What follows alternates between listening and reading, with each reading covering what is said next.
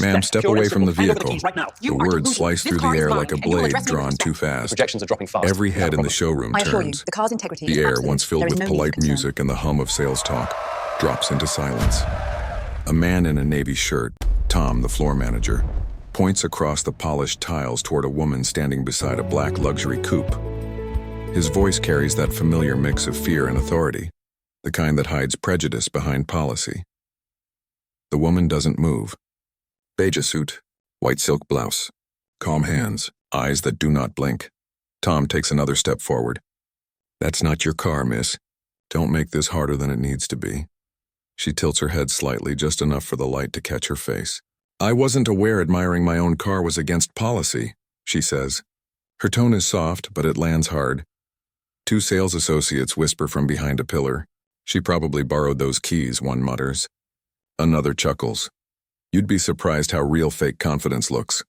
Their laughter echoes faintly against glass and chrome. The woman doesn't respond. She just runs a finger along the fender, her reflection rippling in the lacquered paint. Before we continue, where are you watching from? Drop your city or country in the comments below. And if you believe in dignity and justice, hit like and subscribe. These stories spark change, and we're glad you're here. Now back to Amara. Security approaches. Heavy boots, sharp walk. A crowd begins to form near the reception desk. Phones rise, recording. A salesman shuffles nervously between them. Please just hand over the keys. We'll verify ownership later. Amara Lewis exhales, slow, controlled. I already did, she replies. Her voice is a low current, steady, deliberate. The kind of calm that frightens men who expect panic. Tom folds his arms. Lady, I've been in this business 20 years. I know a scam when I see one. Her lips curve just slightly. I've been in it 25, she says. The line lands like a quiet thunderclap. Tom blinks, caught between doubt and defiance. You're saying what exactly? She glances toward the tinted office glass at the far end of the showroom, where a gold plaque reads Lewis Automotive Group, authorized dealer. Then back at him. I'm saying you just accused the wrong woman of stealing her own car. A beat of silence stretches, long enough for the tension to throb in the walls. One of the associates murmurs, wait, did she just say? But Amara doesn't explain, not yet. She steps closer to the car door, her heels clicking with measured precision, like punctuation marks in a sentence only she understands. Go ahead, she says softly. Call whoever you need to. Then she opens the door, her door, and sits behind the wheel as if reclaiming gravity itself. Outside, the sky flickers with gold. Inside, a storm is about to break. The silence doesn't last long. Tom waves over another employee, Ethan, 20-something, the kind of salesman who polishes confidence more than cars. He whispers something quick. Ethan nods, grabs a tablet, and starts typing like he's chasing proof.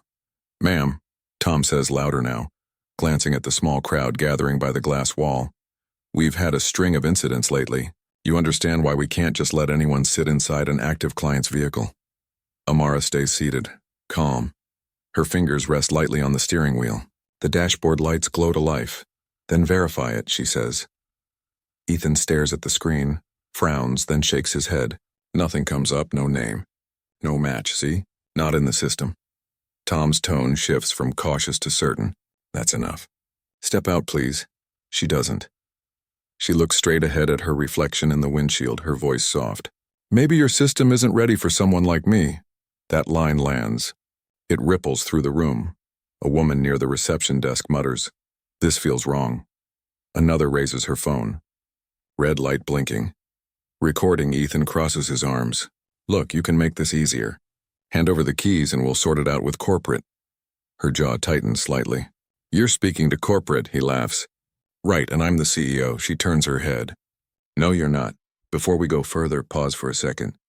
If this moment makes your chest tighten, it should, because you've seen it before. Maybe not in a showroom. Maybe in an office or an airport gate. Bias doesn't always shout, it smiles first. Comment, I've been there, if you know the feeling. Now back to Amara. Tom signals security. A man in a black polo walks forward, heavyset, hand hovering near his radio. Ma'am, we need you to exit the vehicle. Amara opens the door, but only halfway. You're sure about that? Tom folds his arms again, defensive now. Yes, ma'am. You're trespassing on private property. Her voice drops lower, smoother. Private? She gestures around the glass-walled showroom. You mean the property I just acquired? Nobody speaks. Ethan's eyes dart between her and the screen. Acquired? Amara steps out slowly, closing the car door behind her with a soft click that feels louder than any shout. She reaches into her blazer pocket, pulls out her phone, and taps once. Activate branch verification, she says. A faint chime echoes through the showroom speakers. The flat screens above the cars flicker. Corporate interface loading. The scrolling banner changes color from blue to gold. Tom's smirk falters. What the hell is this? Amara looks at him, eyes steady. Audit mode. You wanted verification. Now you'll have it. The crowd leans in. Phones record. The dealership's logo flashes, then a new name appears beneath it. Lewis Automotive Holdings. Owner, Amara Lewis. The silence returns. But this time, it belongs to her. For a heartbeat, no one moves. Only the soft buzz of the showroom's fluorescent lights hums above them. The words owner, Amara Lewis hang across every screen, gold text on black glass glowing like judgment itself. Tom's mouth opens, closes, then opens again. That's impossible. Ethan mutters something under his breath. That can't be real. But the panic in his eyes betrays belief. Amara doesn't say a word. She simply watches them realize. Every reflection on the showroom floor, the cars, the faces, the screens, mirrors the same thing. Shock meeting guilt. A soft voice breaks through. Ms. Lewis? It's Luis, the young technician from earlier, stepping out from behind a row of cars. His hands are still smudged with oil, his voice trembling but steady. I saw the service order this morning. That VIN belongs to you, the crowd stirs. A woman whispers, she is the owner? Someone's phone camera zooms in on the glowing screen above the reception desk. The live stream count climbs, hundreds of eyes watching through glass and pixels. Tom finally finds his voice. There must be a mistake in the database. This isn't how verification works. Amara tilts her head slightly. It's exactly how it works when you own the network. The line lands like quiet thunder. Even the security guard lowers his hand from his radio. Before we continue, take a breath. If you've ever been talked down to by someone who didn't know who they were talking to, this part is for you. Power doesn't raise its voice. It reveals itself. Comment respect if you're still here. Now back to Amara. Tom's voice cracks as he tries to reclaim authority. Ms. Lewis, if you are who you say you are, then maybe we can... She cuts him off with a look. You already had your chance. Her tone isn't loud. It's surgical, precise, cutting only what needs to be cut. She turns slightly toward Luis. Thank you for speaking up. He nods nervously. People needed to hear the truth. That's how change starts, she says quietly, with one voice refusing to stay silent. The others avert their eyes. Ethan slips the tablet behind his back like evidence he wants to hide. Tom exhales hard through his nose, red-faced, staring at the logo that now condemns him. Amara walks toward the central desk, the same counter where she was accused minutes ago. Her heels click in rhythm with the hum of the air conditioning. Each step sounds like a verdict. She stops by the reception terminal, places her hand flat on the glass scanner. The screen lights up again, confirming corporate command access. Branch audit initiated, the system voice says. Pending manager removal. Tom's jaw tightens. You can't. I already did. A notification tone pings from the office behind him. His name flashes red on the employee roster. Access suspended, the crowd gasps. A woman near the doorway claps once, quietly, reverently.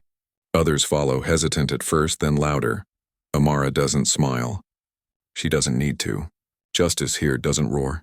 It resonates. She looks around the room one final time. Let this be clear, she says. I'm not here to embarrass anyone. I'm here to remind you who you serve.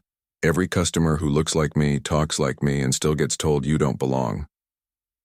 Tom lowers his eyes. The showroom feels smaller now, like it finally recognizes who stands at its center. The applause fades into a stunned quiet. All that remains is the sound of the dealerships, ventilation, and the distant hum of traffic outside. Atlanta heat pressing against the glass walls like the world holding its breath. Tom still stands frozen, red creeping up his neck. Ethan looks down at the tablet in his hands like it's radioactive. The security guard shifts awkwardly, unsure whether to leave or salute. Amara moves closer to the center of the showroom, between two display cars, sleek, reflective, metallic shadows of her composure. Her beige suit catches the light. Her eyes hold steady. "Do you know what I see when I walk into one of my own stores?" she asks quietly. Nobody answers. I see the same faces I was told wouldn't buy from me. The same voices that once said, "You don't belong in this business." Tom starts, "Ms. Lewis, please, I didn't mean..." She raises a hand, stopping him mid-sentence. "No, you meant every word. You just didn't expect the consequences to arrive so quickly." Her tone is razor calm. Every syllable lands like a gavel. "Before we continue, take a second. If you've ever wished for karma to come right on time, this is it. Because sometimes justice doesn't knock, it walks in wearing heels and quiet fire. Type 'right on time' in the comments if you feel that. Now, back to Amara." A door opens near the back of the showroom. Nia's voice comes through the speaker on Amara's phone. "Corporate board is online, ma'am. They're monitoring live. Do you wish to proceed with disciplinary?" Amara's eyes don't leave Tom. "Proceed." Ethan blurts out, "Wait, please. I was just following instructions." "Then you should have questioned who you were serving," she replies. "Because following orders is easy when the target looks like me." The room sinks deeper into silence. Luis, the young technician, stands taller now, his courage growing by proximity. "I'd like to stay," he says suddenly, voice trembling but resolute. "Work for you, I mean. Not for them." Amara's expression softens for the first time. "Good," she says. "We'll rebuild this place with people who see beyond the suit or the skin." Tom takes one desperate step forward. "I was doing my job." Her gaze sharpens. "No, you were doing your habit." The line hits like a slap of ice water. Tom's shoulders collapse. Ethan looks away, ashamed. Amara glances around the showroom again. The luxury cars lined like trophies, the glass walls reflecting her every move. She remembers the first time she'd been thrown out of one just like this. 20 years old, trying to buy her first car with cash and being told the bank wouldn't approve someone like her. That memory flickers behind her eyes, but it doesn't sting anymore. It fuels. "Nia," she says into the phone, "issue formal termination notices to the branch manager and assistant. Effective immediately." "Confirmed," Nia replies. "System locks in 30 seconds. Tom mutters something too low to catch. Ethan whispers a curse. The digital chime rings across the room. Once, twice, and then both of their logins flash deactivated on the office monitor. The audience, customers, staff, strangers, stares in disbelief. Amara doesn't revel in it. She stands still, hands clasped in front of her, the definition of restraint. "This isn't revenge," she says finally. "It's alignment. From this moment on, every dealership under my name will serve people, not prejudice." A murmur spreads through the onlookers. Approval, awe, relief. Luis whispers. She changed the whole tone of the room. No, she changed its soul. For a long moment, nobody dares to speak. The lights from the cars shimmer across the showroom floor, bending around Amara like gravity finally remembered its source. The air smells of metal and leather, but underneath it, something new lingers, the scent of change. Tom and Ethan stand by the front desk, stripped of their badges, their names already fading from the monitor. The security guard shifts uneasily, pretending to adjust his earpiece. Customers whisper in low tones, not gossip, but apology. Amara doesn't gloat. She only exhales slowly, her gaze sweeping across the room she now truly owns. Her phone buzzes once. A message from Nia. Terminations complete. Local press already asking for comment. Proceed? She types a single word. No. This wasn't about headlines. It was about a mirror, held up to everyone who ever looked at her and saw anything less than capable. She turns to Luis. Make sure those customers are helped. Every one of them. He nods. Yes, ma'am. Start fresh, she adds. No one walks out of here feeling unwelcome again. Before we continue, pause right here, because this is the part nobody films. The silence after justice. It's not about humiliation. It's about evolution. If you've ever walked away from a moment like this with your dignity intact, type "still standing" in the comments. Now back to Amara. She walks toward the exit. Her heels click against marble, slow, deliberate, each step echoing like punctuation. The glass doors open automatically. letting in the golden wash of late afternoon light. Outside, the street glows warm and alive. A group of bystanders who'd been watching through the window lower their phones, caught between shame and awe. One of them, an older black woman in a red scarf, meets Amara's eyes and nods once. Small, knowing, proud. Amara nods back. No words needed. A memory flashes. 15 years ago, she'd been in that same position, watching another woman get dismissed at a counter. She remembered wanting to speak but staying silent. Today felt like redemption for both of them. Louise jogs after her, hesitant. "Ms. Lewis, what happens now?" She smiles faintly. "Now? We fix the story they tell about us." He looks puzzled. "How?" "By writing it ourselves," she says. A black sedan pulls up to the curb. Her driver steps out, opening the door, but she pauses before getting in. Her gaze drifts back toward the glass facade. The dealership now bathed in light, her name glowing across every screen inside. Behind the glass, she sees the staff slowly regrouping, the young technician speaking to a customer, the receptionist wiping her tears. The energy is different now, cleaner, truer. Amara takes a slow breath. "People think power is loud," she murmurs. "It's not. It's steady." The driver waits silently. She finally gets in, smoothing her sleeve as the car door shuts with a soft thud. As the sedan glides away from the curb, her reflection blends into the passing skyline. A city of glass and ambition. Somewhere in that reflection, the faint outline of the showroom remains, and with it a promise kept. In the rearview mirror, Atlanta's sun burns low and defiant. Her phone lights up again and a notification from corporate. ATL 07 branch status realigned. Amara smiles. Not pride, peace. Because this wasn't about victory. It was about returning what was hers all along. The next morning, the city wakes up differently. The incident has already found its way online, edited, captioned, reposted. A video barely 9 minutes long. Black CEO accused of stealing her own car. You won't believe what happened next. Millions of views overnight. Hundreds of comments, outrage, admiration, disbelief. Some defend, some deny, but most just sit stunned, watching dignity in real time. Amara doesn't read them. She's up before dawn, standing by the floor-to-ceiling window of her penthouse overlooking downtown Atlanta. The skyline glows faintly, blurred by morning fog.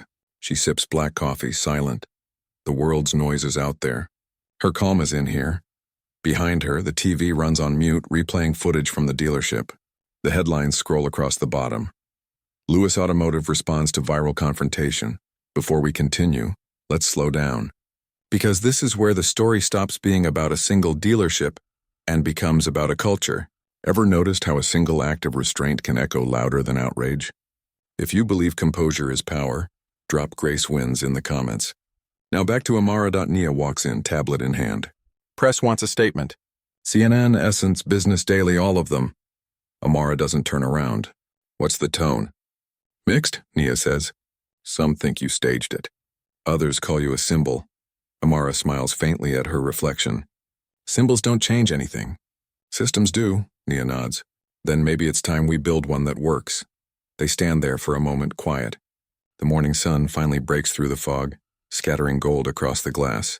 It catches the edge of Amara's blazer, the same one she wore yesterday. Still spotless, her phone buzzes again. A message from Luis. A photo of the dealership staff. New faces, smiling, standing in front of a banner that reads, Reopening under new leadership. His caption, We're starting fresh. Thank you for showing us how. Amara stares at it for a long moment, her chest tightening in a way that isn't pain. It's release.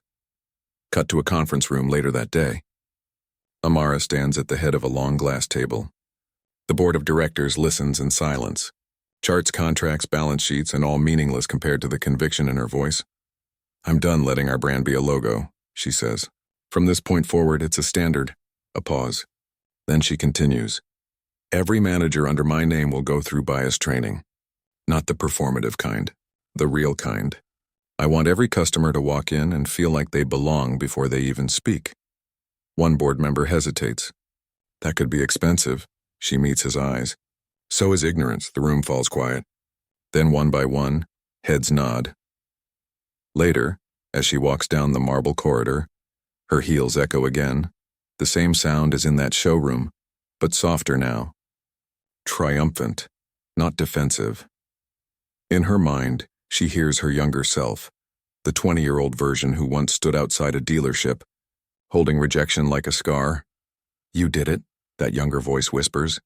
Amara doesn't smile. She just exhales, a breath years in the making. Outside, sunlight spills across the floor.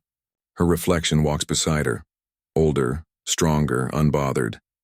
Power isn't about owning buildings. It's about reshaping the rooms where injustice once stood. And today, every room with her name on it just got rearranged.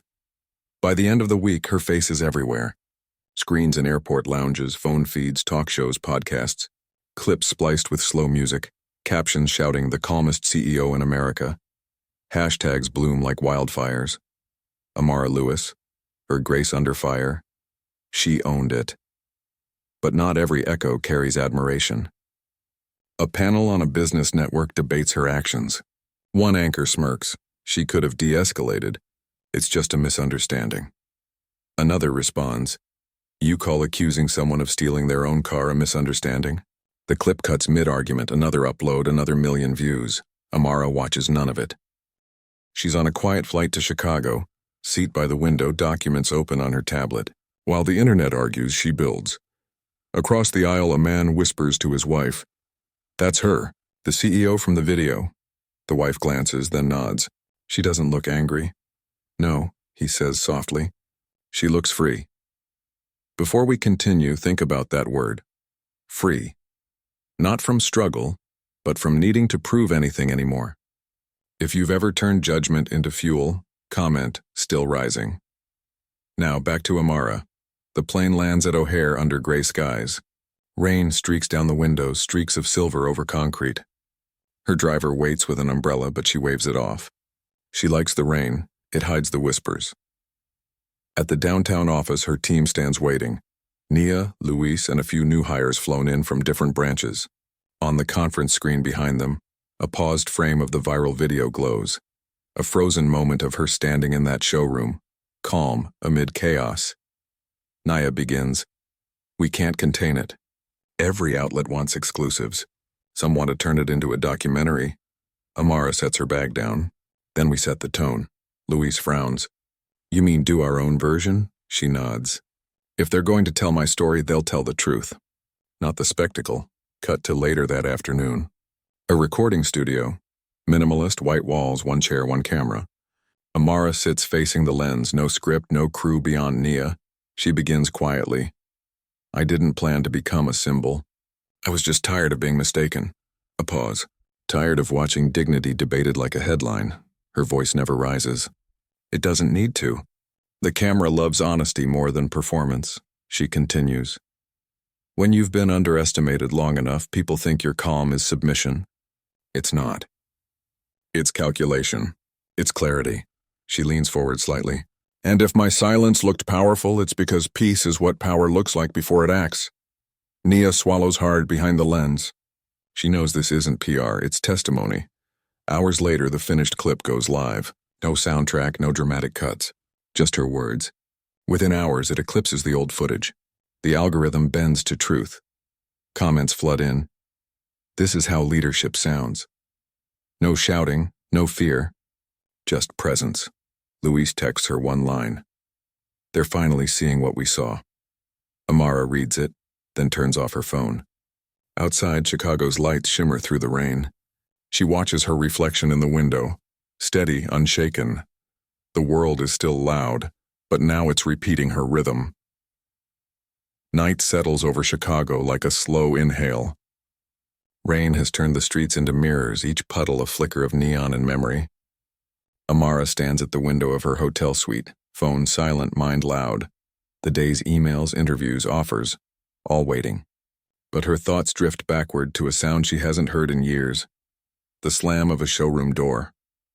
The words that once clung to her like static. "You don't belong here."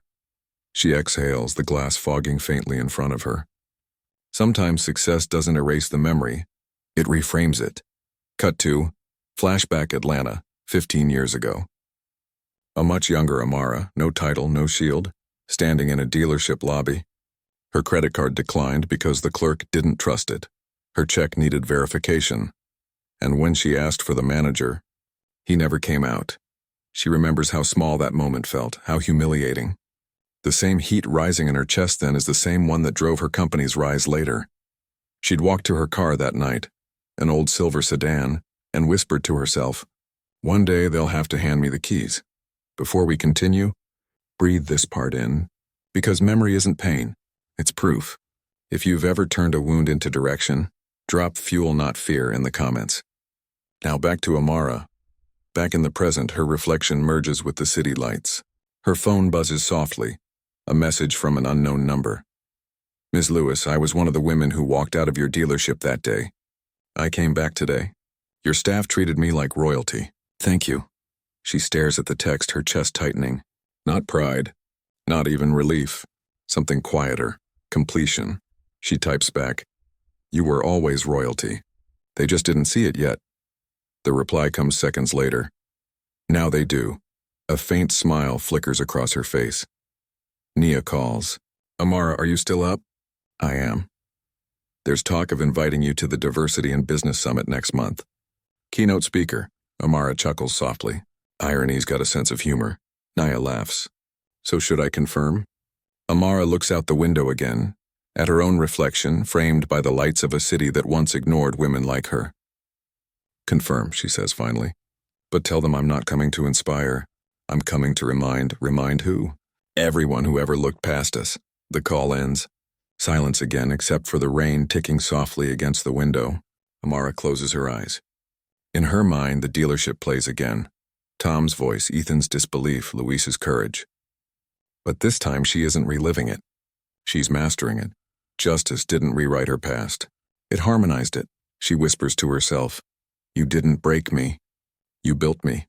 Outside, lightning flashes once, illuminating her reflection. Calm, composed, complete. The past has stopped chasing her. Now it follows her lead. The ballroom glows like a sunrise trapped in glass. Rows of white chairs fill the floor. Cameras blink like watchful eyes. A banner stretches across the back wall. Diversity and Business Summit 2025, Redefining Power. Amara stands behind the curtain, quiet, steady. Her beige suit again. Not armor, statement. In the audience, executives, founders, press. The same faces that once dismissed her emails, ignored her proposals, questioned her leadership. Now they wait for her words. Nia straightens Amara's lapel. "You ready?" "I was born ready," Amara says softly. "They just weren't ready to see it." The announcer's voice rolls through the room. "Please welcome CEO of Lewis Automotive Holdings, Ms. Amara Lewis." Applause swells. Flashes burst. She walks out under the lights, deliberate and composed, like she's carrying gravity itself. "Thank you," she begins, her voice low but clear. "I was told once that representation was a goal. I've learned it's a responsibility. Silence stretches, a respectful kind. Not the silence of judgment this time, but of listening. I didn't come here to be celebrated," she continues. "I came here to dismantle the polite ways we still keep people out. The smile before the no, the compliment before the exclusion." Every camera leans in closer. Before we go further, take this moment in. Because this is the part where the same voice that was doubted becomes doctrine. If you believe in changing rooms by simply standing in them, drop "presence is power" in the comments. Now back to Amara. She paces slowly across the stage. "When I was younger," she says, "I thought success would silence discrimination. It didn't, it just gave me a louder microphone." A ripple of knowing laughter and sighs moves through the crowd. She smiles faintly. "And I intend to use it." Behind her, a massive screen lights up. Images of the dealership, the viral video, the new staff smiling. Her voice continues, steady and deliberate. "This isn't about revenge. It's about renovation. We're rebuilding the architecture of respect. One workplace, one policy, one attitude at a time." Her tone sharpens. Not angry, just crystalline. If you manage people, manage your biases first. If you lead, lead with empathy, not ego. And if you see injustice, don't wait for the victim to prove their worth. Stop it. The audience rises slowly, applause building from a hum to a wave. It's not performative. It's recognition. Amara stands still, letting it wash over her but not through her. Because this applause isn't for victory, Jar, it's for visibility. As the clapping fades, she closes with one line. Never mistake calm for weakness. Sometimes silence is just strategy, waiting for the right stage. The audience explodes again. Cameras flash like lightning. Nia, standing off stage, wipes a tear she didn't expect. Amara steps back from the podium, a small nod, her composure unbroken. In her eyes, no pride, no revenge, just purpose. Outside the ballroom, a poster bears her image and one quote beneath it. Power doesn't shout. It stands still until the world listens. The applause fades. The lights dim, but the echo of her final words, power doesn't shout, still hums in the air like a note that refuses to end. Backstage, Amara removes her mic, exhales. The sound feels like release. Nia rushes in, tablet in hand, eyes bright. Amara, it's everywhere already. Every outlet, every feed. They're quoting you. Amara smiles faintly, taking a bottle of water. Then I hope they quote the right parts. Luis joins them, his suit slightly wrinkled, his grin sincere. That line about the smile before the no? That hit them hard. Good, Amara says softly. Politeness has hidden too many closed doors. She walks into the quiet lounge behind the stage. Velvet chairs, low lighting, the scent of fresh coffee and camera heat. In one corner, an older woman stands waiting, leaning slightly on a cane. Her skin the same shade as Amara's, her eyes sharper than any spotlight. Ms. Lewis? She says gently. I'm Clara Daniels, retired. Used to work in automotive sales back in the 80s. Amara smiles, shaking her hand. Then you opened the door I just walked through. Clara chuckles. Baby, I tried. They slammed it on me so many times I built my own side entrance. They sit. Silence fills the space and warm, not heavy. Clara studies her. You made us proud up there. But tell me, do they really change when the cameras go off? Amara pauses. Some do. The smart ones, the rest, they'll learn when the world stops excusing them. Clara nods slowly. You carry that grace like it's armor. It is, Amara says, because anger makes headlines. But grace builds legacies. Before we continue, take a breath. Because this, right here, is what growth sounds like when it's spoken between generations. If you've ever had someone's fight pave your way, drop I remember in the comments. Now back to Amara. Clara leans back, smiling. You know, when I started, they made me park customer cars instead of selling them. Amara listens, eyes soft. And yet you stayed. Someone had to, Clara says. So the next girl wouldn't have to park anything but her own dreams.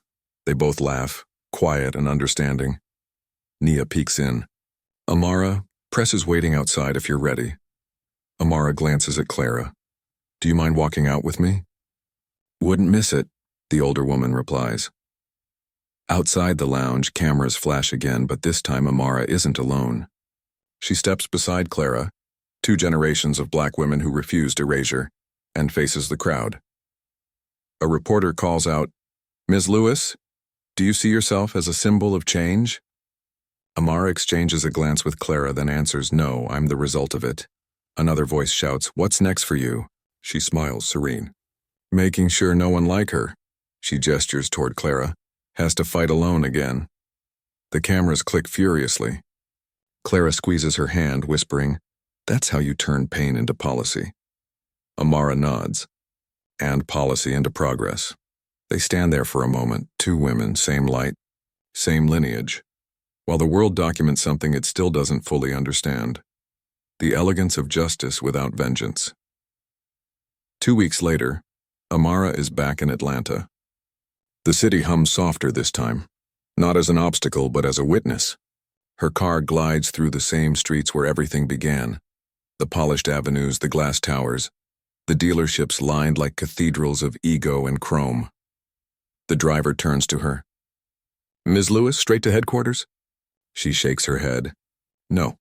1 stop first. The car slows outside a familiar building. Lewis Automotive ATL 07.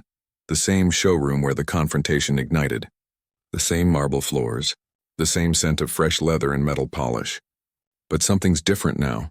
The sign out front bears her name, bold gold, unapologetic. Inside the space hums with calm efficiency. No raised voices, no condescension, just professionalism. Louise spots her through the glass and rushes forward, smiling wide. "Ms. Lewis, you didn't tell us you were coming." "I wanted to see it the way customers do," she says. "Before we continue, pause here. Because this is what victory quietly looks like. Not headlines, not speeches, but systems repaired. If you believe real change starts in the same place you were once rejected, drop full circle in the comments." Now back to Amara. Luis leads her through the floor. The same car, the black coupe, gleams under the showroom lights. Beside it, a new sign reads, "This vehicle was once mistaken for stolen. Today, it represents ownership, dignity, and progress." Amara runs her fingers across the hood, the same gesture she made that first day. Only now, no one dares question the touch. A customer, a young black woman in jeans and a university sweatshirt, approaches hesitantly. "Are you her?" Amara smiles. "Just someone making sure you get treated right." The girl laughs nervously. "You already did. They offered me coffee before I even sat down." Amara glances at Luis. He grins, a little embarrassed. "We learned." She steps toward the center of the room. It's quieter here now, not the tense silence from before, but a settled one, like peace has moved in and unpacked its bags. Her mind drifts to Tom, Ethan, and every face that once looked at her like an exception. She doesn't feel anger anymore. Just distance, growth. Her phone buzzes. Nia again. Corporate reports show ATL07 ranked #1 in customer satisfaction this quarter. "You did it," Amara types back. "We did." She turns once more to the glass wall, the same view where, not long ago, she'd been humiliated in full daylight. Now it's her reflection that commands the space. She sees the staff laughing, helping customers, moving with the confidence of people who understand inclusion isn't charity, it's culture. Louis walks up beside her. "I still can't believe it," he says. "This place used to feel cold. Now it feels alive," Amara nods. "That's what happens when people start to see instead of assume." Outside, the afternoon sun hits the logo just right, her name gleaming like justice engraved in gold. She whispers to herself, "Same room, different story." And for the first time, the memory doesn't hurt. It heals. Morning light spills through the wide windows of Amara's office, the kind of light that carries both history and promise. The skyline hums beneath her, glass towers catching the dawn. Her desk is minimal, a single laptop, a photo of her parents, a framed quote that reads, "Dignity is the quietest form of dominance." She sits, reviewing the quarterly reports. Profits rise, turnover drops. But the numbers that matter most are the ones on her screen's final slide. Employee Respect Index 98%. She smiles. This isn't just a company now. It's a classroom for grace. Nia walks in with 2 coffees. "Big day," she says. Amara looks up. Every day's big when it starts with peace. They both laugh softly, a sound that feels earned. Cut to a corporate training session downstairs. New hires sit in rows watching footage of a young technician, Luis, explaining how to de-escalate bias on the showroom floor. Behind him, a massive poster shows Amara standing beside that black coupe. Captioned, "The moment we learned who she was, none, and who we could be." Luis ends the session with one line. "She didn't fire us to shame us. She changed us to remind us." The room erupts in quiet applause. Upstairs, Amara watches from the balcony, unseen. She doesn't need to be seen anymore. The work speaks louder now. Before we continue, pause right here, because this is where the story stops being hers and becomes ours. If you believe real leadership leaves a light on for others, drop "The torch continues" in the comments. Now back to Amara. Later that afternoon, she drives alone. Same car, same city, but everything feels different. Like the world has finally adjusted its mirrors. She passes the old neighborhoods she used to walk through as a dreamer, the library where she studied at night, the bus stop where she first drafted her business plan on a folded napkin. She parks at a small community center painted in blues and yellows. Kids run outside laughing. A mural on the wall reads, "Dream without permission." Amara steps inside, greeted by a young volunteer. "Ms. Lewis, we didn't expect you today." "I don't schedule gratitude," she says with a smile. In the corner, a teenage girl works on a model car, tinkering with tiny tools. Amara kneels beside her. "What's that?" "Prototype," the girl says shyly. "It's gonna run on solar panels." I want to build cars one day. Amara's eyes warm. Then you will. And you won't need anyone's approval but your own. The girl looks up. Like you? Amara pauses. No, she says softly. Better. Outside, as the sun dips low, she stands by her car, the same one that started everything. The wind hums against the glass, carrying faint laughter from inside. She looks up at the sky, wide gold forgiving. Her reflection glints off the car's surface. Calm, proud, unbroken. Voiceover, low and steady. They said justice needed noise. I learned it just needed time. Because truth doesn't rush, it arrives. She opens the door, slides behind the wheel. As the engine hums to life, the camera pulls back. The city lights blooming behind her, her legacy expanding forward. The screen fades to black. Text appears, white on silence. Respect isn't granted. It's taught. Based on a true kind of story. Music swells, slow, orchestral, triumphant.